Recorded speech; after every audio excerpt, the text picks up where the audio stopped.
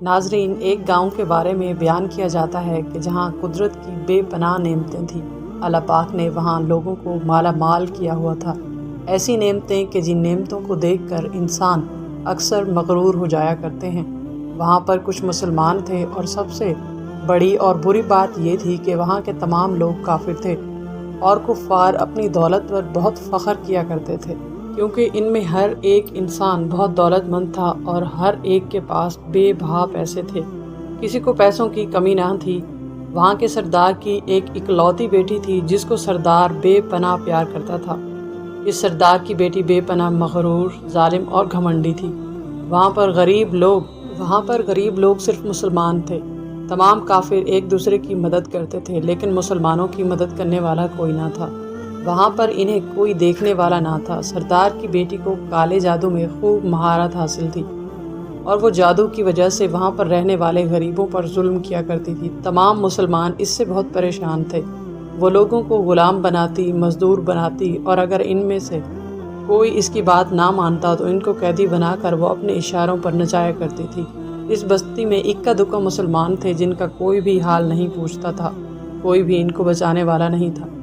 جب سردار کی بیٹی کے ظلم حد سے بڑھ گئے تو مسلمانوں میں سے ایک بوڑھے شخص نے اللہ کے حضور گڑ گڑا کر دعائیں کیں، اے اللہ، ہماری چند نسلیں جو یہاں پر بچی ہوئی ہیں، ان نسلوں کو تو بچا لے۔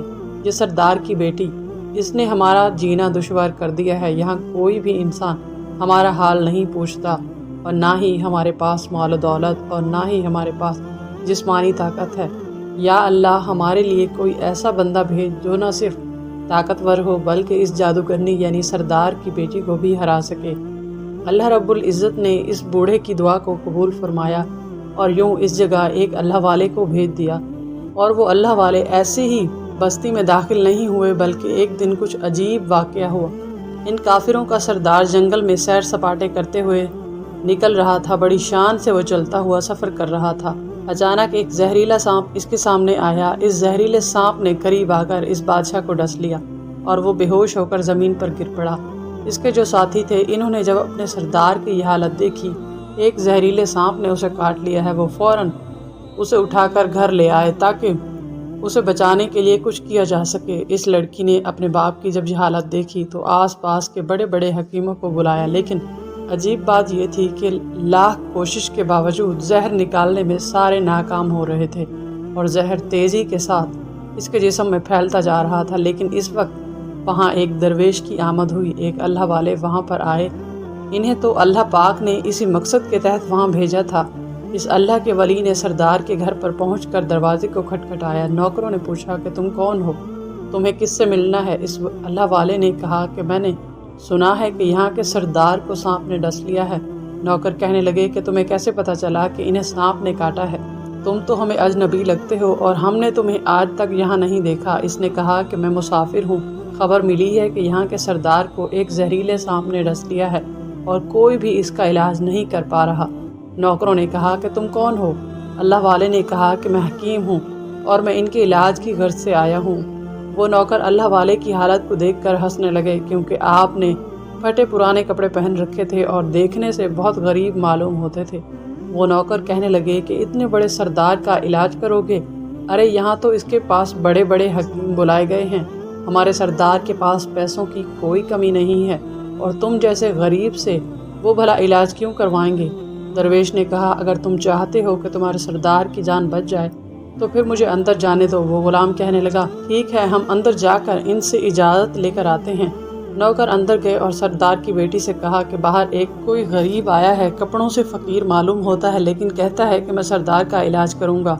جو زہر تیزی کے ساتھ پھیلتا جا رہا ہے اس کو میں نکال پھینکوں گا۔ اس کی بیٹی کہنے لگی ٹھیک ہے، اس کو اندر بلاؤ۔ جب وہ اللہ والے اس کے گھر کے اندر گئے، دیکھا کہ سردار درد سے تڑپ رہا ہے اور اپنی ٹانگ کو بار بار بستر پر پٹک رہا ہے۔ ان اللہ والے نے اس کے پیر کی طرف دیکھا جہاں سانپ نے اس کو کاٹا تھا۔ اس جگہ اللہ والے نے تھوک دیا اور فوراً وہاں سے بھاگ گئے۔ اس کے سارے سپاہی اور اس کی بیٹی دیکھ کر حیران ہو گئے۔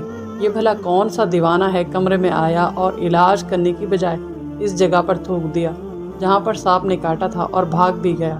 اس کو کوئی گرفتار نہیں کر سکا۔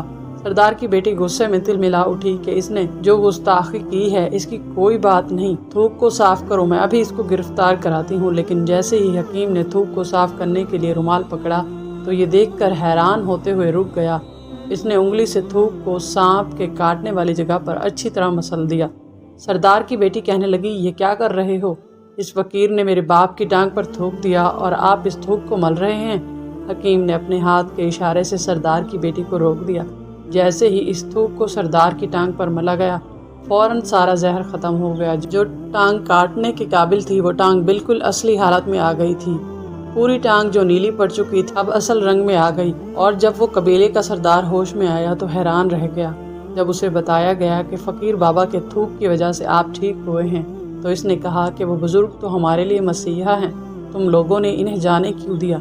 इन्हें मेरे पास लेकर आओ, इन्होंने हम पर बहुत बड़ा एहसान किया है, हम इसके एहसान का बदला ज़रूर चुकाएंगे। इसकी बेटी जो खामोशी से अपने बाप को देख रही थी, इसने कुछ भी ना कहा। गांव के सरदार के कहने पर सारे सिपाही अल्लाह वाले को ढूंढने के लिए निकल गए। वो चारों तरफ फैल गए लेकिन कहीं भी इसको अल्लाह वाले का पता ना चला। फिर जब सिपाही तलाश करते करते जंगल में दाखिल हुए, वहाँ एक दरख्त के नीचे एक आदमी को इबादत करते हुए देखा। वो गौर से इस अल्लाह वाले को देख रहे थे कि ये क्या कर रहे हैं, ये किस तरह की इबादत कर रहे हैं। हम लोग तो अपने बुतों के आगे हाथ जोड़ते हैं और ये ना जाने किसको सजदा कर रहे हैं। खैर, इबादत के फ़ौरन बाद अल्लाह वाले को पकड़ लिया और गांव के सरदार के सामने पेश किया। वो कहने लगा कि आप कौन हैं और कहाँ से आए हैं? सबसे पहले तो मैं गुस्ताखी की माफ़ी चाहता हूँ। मेरे लोगों ने आपके साथ बड़ी बेइज्जती की है, लेकिन आपकी वजह से आज मैं ज़िंदा हूँ। हम गुनहगारों की आँख आपको पहचान ना सकी, इसलिए मैं माजरत चाहता हूँ और आपसे दरख्वास्त करता हूँ कि आप मेरी तरफ से ये कीमती लिबास यानी कपड़े और अरबी घोड़ा कबूल कीजिए। अल्लाह वाले ने इसकी तरफ देखकर मुस्कुरा दिया और कहा कि ये घोड़ा, ये लिबास बहुत कीमती है। मैं ये लिबास पहनकर इस घोड़े के लिए घास काटूंगा तो क्या अच्छा लगूंगा? गांव के सरदार ने कहा कि आप फिक्र ना करें, घोड़े के हम नौकर भी आपको देंगे। अल्लाह वाले ने कहा कि इतनी मालो दौलत और नौकरों के साथ मैं अकेला रहूंगा। गांव का सरदार बोला, हुजूर, आपकी ये बात सुनकर मैं सोच में गुम हो गया हूँ, लेकिन ये मेरी बेटी आपके सामने हाजिर है। बेटी हैरत से अपने बाप को देख रही थी कि मेरा बाप क्या कहने वाला है। सरदार ने कहा कि मेरी बेटी जिसे आपने देख लिया है, इसकी शादी मैं आपसे कर दूंगा, मगर एक शर्त है, आपको अपने मज़हब को छोड़ना होगा। मेरे सिपाहियों ने आपको इबादत करते हुए देखा है। जहाँ तक हमारे मामलात हैं, हम बुतों के आगे सजदा करते हैं और इनकी इबादत करते हैं, और आप जिसके आगे सजदा करते हैं वो अल्लाह है, यानी आप मुसलमान हैं, इसलिए आपको अपना मज़हब छोड़ना होगा। क्या आप ऐसा कर सकते हैं? अल्लाह वाले ने कहा कि मुझे एक बात बताइए, आप मुझ में सब कुछ देख रहे हैं, आपने मुझे ये भी दुआ दी है कि मेरी औलादें हों और आपकी नस्ल आपकी बेटी से चलेगी। मुझे एक बात बताएं, अगर इन बच्चों में से किसी बच्चे को खुदा ना खास्ता कुछ हो गया तो रोना किसको पड़ेगा? सरदार ने जवाब दिया कि अगर खुदा ना खास्ता कुछ हुआ तो रोना मुझको पड़ेगा। अल्लाह वाले ने मुस्कुरा कर कहा, अगर ये सारा माल लेकर मुझे ही रोना पड़ेगा तो अपना घोड़ा और अपनी दौलत और अपनी बेटी हर चीज़ अपने पास रख लो। मैं खुश हूँ और मैं मुसलमान ही ठीक हूँ। अगर ये तमाम चीज़ें लेकर मुझे अपना मज़हब छोड़ना पड़े तो मैं अपनी जान देकर भी अपने मज़हब को नहीं छोड़ूंगा। जिस रब ने मुझे पैदा किया है और मैं इस रब के दीन को छोड़कर आपके पास चला आऊँ सिर्फ चंद पैसों की खातिर, मैं हरगिज़ ऐसा नहीं कर सकता। और हाँ, मैं अपनी दरवेशी में बहुत खुश हूँ। अल्लाह ने मुझे जिस मकसद के लिए यहाँ भेजा था, मेरा वो मकसद पूरा हो जाएगा। गांव के सरदार ने पूछा, आपका क्या मकसद है? अल्लाह वाले ने कहा कि यहाँ के मुसलमानों पर जो तुम लोग जुल्म करते हो, बस अल्लाह की मदद से उनके लिए यहाँ आया हूँ। ये कहकर वो अल्लाह वाले जाने लगे तो सरदार ने दरवेश को रुक जाने के लिए कहा और कहने लगे कि मैंने माल देकर तुम्हें आजमाया, तुमको हर तरह से जांचा और परख लिया, लेकिन तुम अपने मज़हब को छोड़ने पर राज़ी नहीं हो। अगर तुम यही सब कुछ करने आए थे तो तुम्हें इस बात का डर नहीं कि क्या तुम नहीं जानते कि हम कितने ताकतवर हैं और मेरी बेटी अपने अमल में इतनी माहिर है कि तुम्हें यहाँ खड़े खड़े अभी जंगली जानवर बना सकती है। अल्लाह वाले ने कहा कि इसने जंगली जानवर कमज़ोर लोगों को बनाया होगा, ये मुझे जानवर बनाकर दिखाए। इससे पहले कि गांव का सरदार अपनी बेटी से कहता इस पर वार करो, अल्लाह वाले ने जादूगरनी पर एक ऐसी फूंक मार दी कि वो इसी वक्त एक बड़ी सी छिपकली बन गई और वो कुछ भी ना कर पा रही थी। वो छिपकली इतनी बड़ी थी कि वहाँ पर जितने भी इंसान खड़े थे, इन सब में सबसे ज़्यादा ऊंचा कद इसका था। वो छिपकली अल्लाह वाले के पास आने लगी कि अपना जहर इन पर उगलना चाहती थी اور اسی وقت اس نے ان کے منہ پر تھوک دیا۔ تھوکنے کی دیر تھی کہ وہ چھپکلی جلنے لگی۔ وہ تھوک کیا تھا؟ وہ ایک تیزاب تھا جس سے اس کا چہرہ پگھل رہا تھا۔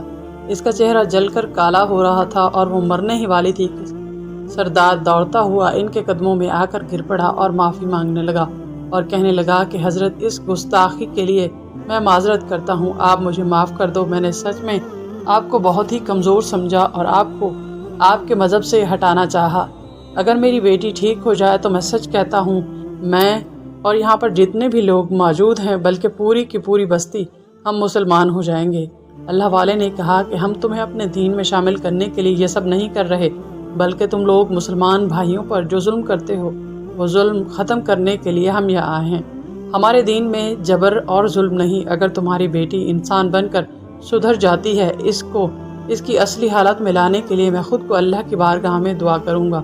تو سردار کہنے لگا کہ ہاں میری بیٹی اصلی حالت میں اگر آ جائے تو پھر ہم کسی پر ظلم نہیں کریں گے، اور میں دل سے اپنی بیٹی کے لیے معافی چاہتا ہوں۔ آج سے یہ کوئی بھی کالا جادو والا عمل نہیں کرے گی اور کسی مسلمان پر ظلم و جبر نہیں کرے گی، بس آپ اسے دوبارہ انسان بنا دیں۔ اللہ والے نے چھپکلی پر دوبارہ پھونک مار دی تو پھر سے وہ انسان بن گئی۔ اللہ والے کے قدموں سے لپٹ گئی اور کہنے لگی کہ مجھے معاف کر دیجیے، میں نے اپنے آپ کو بہت طاقتور سمجھا۔ اس لڑکی کا آدھا چہرہ جل چکا تھا اور کالا ہو چکا تھا۔ وہ کہنے لگی، آج اپنے باپ کے ساتھ میں آپ کے دستے مبارک پر مسلمان ہونا چاہتی ہوں، اور میں وعدہ کرتی ہوں کہ آج سے اس بستی پر کوئی بھی کافر، کوئی بھی مسلمان نہیں ہوگا، بلکہ ہم سب مل جل کر رہیں گے اور بھائی چارے کے ساتھ رہیں گے، اور ہم سب مسلمان ہو جائیں گے۔ اور پھر یوں اللہ والے کے ہاتھوں پوری بستی کا سردار اور اس کی بیٹی نے اسلام قبول کیا، اور سردار نے اللہ والے سے اپنی بیٹی کا نکاح کر دیا، اور پھر اس بستی میں ہمیشہ امن و امان قائم ہو گیا۔ ناظرین گرامی، یہ ایک کہانی ہے، اللہ تعالیٰ اس کی حقیقت کے بارے میں بہتر جانتے ہیں۔ واللہ علم۔ اللہ حافظ۔